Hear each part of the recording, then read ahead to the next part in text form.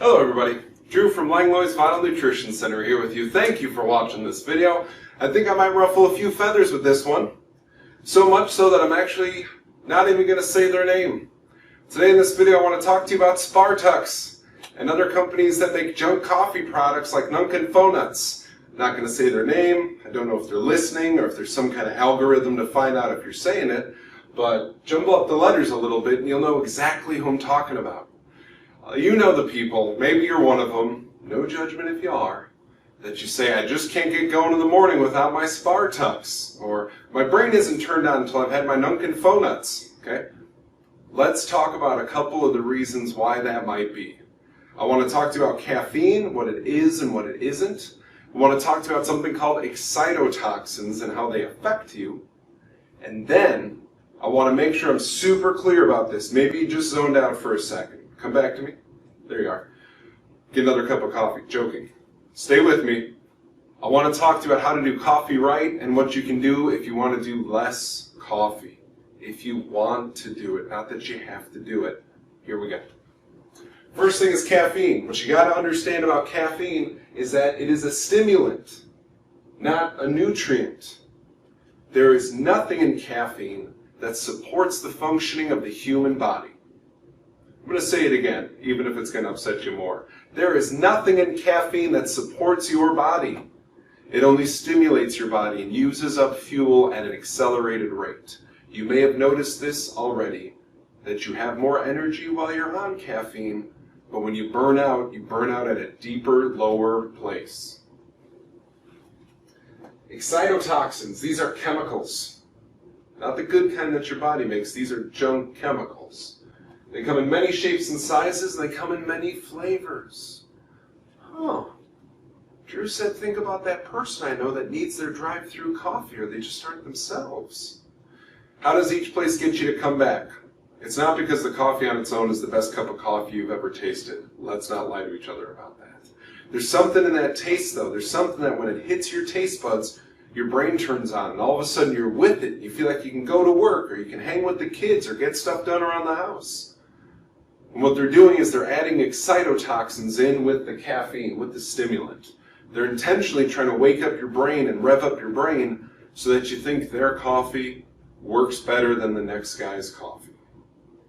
They often sneak these sort of excitotoxins in with the different flavors. So when you see that menu and they give you 85 different choices for your coffee beverage that day, consider that they just found a lot of different ways to get you revved up without actually supporting your body.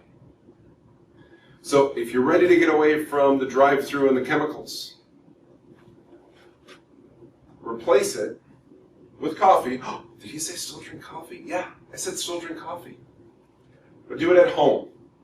Or maybe do it at your office. But that gets a little tricky, okay? Whether it's home or office, if you want chocolate, use real cocoa powder. Sweeten it up with honey or with coconut sugar. Coconut sugar is granulated. You can stir it right in your coffee. And then add collagen. Get that good protein. Get that true fuel source. So you're not just getting a stimulant.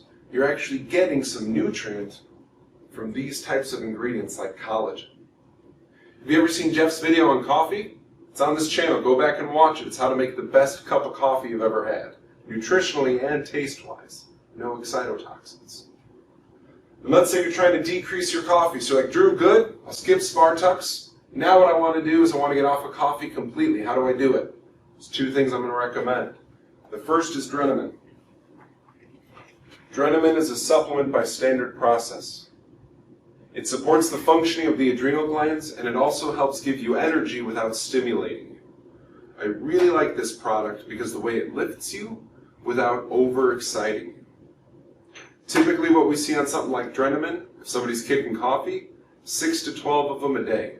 The good news is you can do all of them at the same time. If your morning doesn't start till your coffee, throw down your Adrenal first thing in the morning. Now some of you are absolutely caffeine junkies and you've been watching this video expecting me to not talk about you. Here comes your part. If you're a caffeine junkie, don't play around with it.